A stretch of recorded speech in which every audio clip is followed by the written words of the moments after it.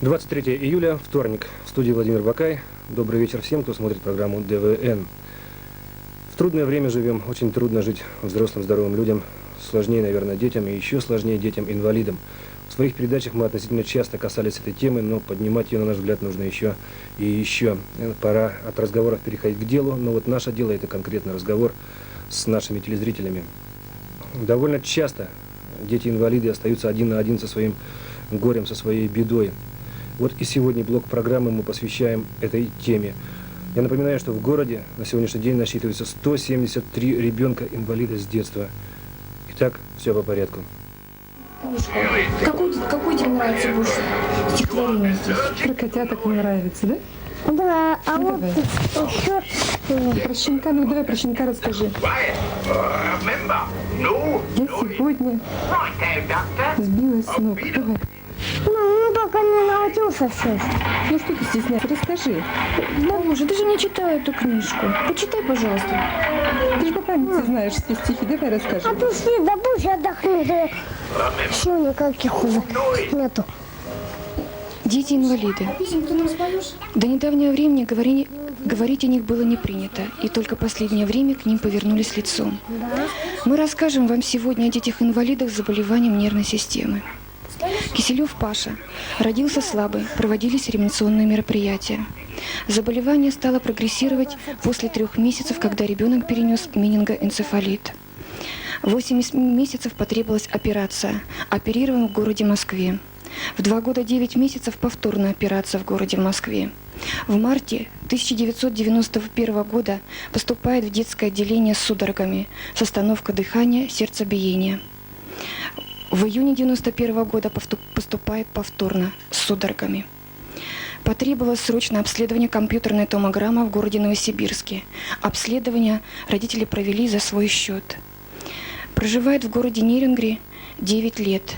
АТП «Яус», предоставление первоочередного жилья отказала этой семье. Ребенок начинает ходить, делать первые шаги, ходить негде. Дима Ляпин. Заболевание известно с 7-летнего возраста, когда заметили мышечную слабость. С 9-летнего возраста Дима перестал ходить. Это наследственное заболевание. Известно, что дети болеют, как правило, до 10 лет в любом возрасте. Болеют чаще мальчики. Таких детей 5 в городе Нерюнгри.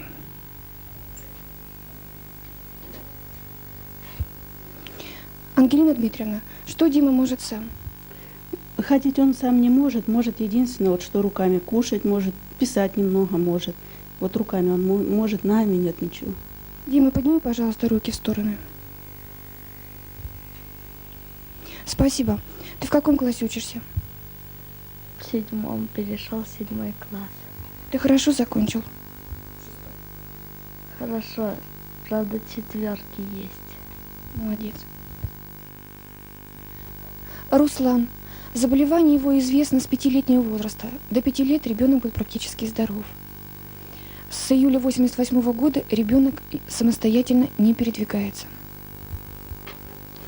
Многочисленные консультации, больницы, Краснодар, Ереван, Томск, Хабаровск, Москва. Медицина на сегодняшний день бессильна. Детский церебральный паралич – самая многочисленная группа, наблюдаемая детским невропатологом. Заболевания связаны, как правило, с течением родов или беременности. Ребенок рождается больной. На сегодняшний день медикаментозного лечения данного заболевания нет.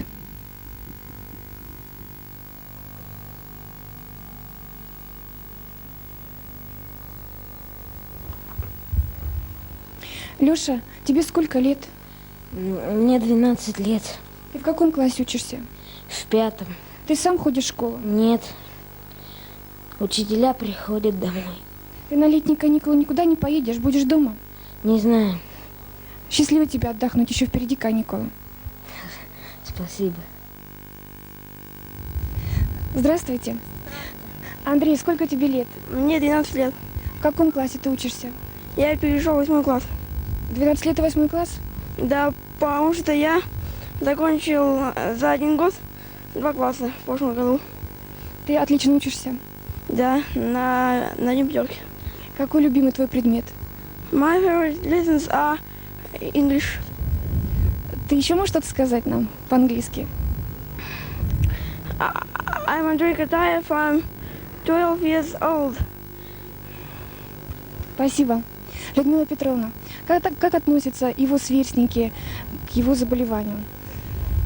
Ну, явных никаких признаков нет таких, чтобы отличали они его от других детей, потому что относятся уважительно к нему за его способности умственные и знания. Андрей, всего хорошего тебе. Впереди еще каникулы. Хорошо тебе отдохнуть. Спасибо. Он тоже хороший работа. Спасибо.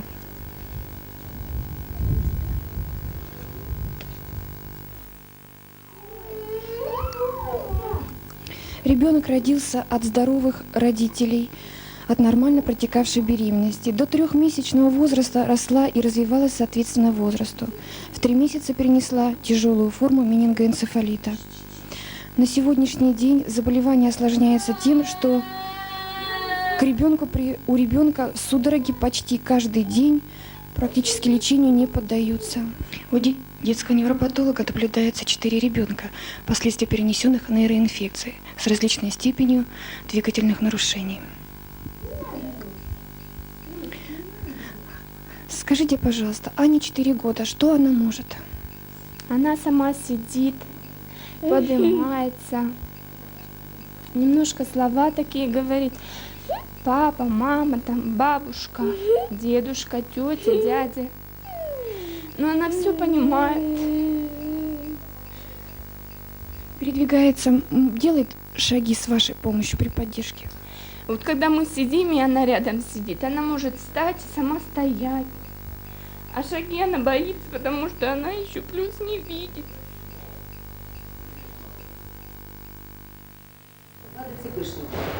Каждый ДЦПшник из этих 92 детей имеет еще побочное явление. То есть это ДЦП и гидроцефалия, это ДЦП и микроцефалия, это ДЦП и слепой ребенок.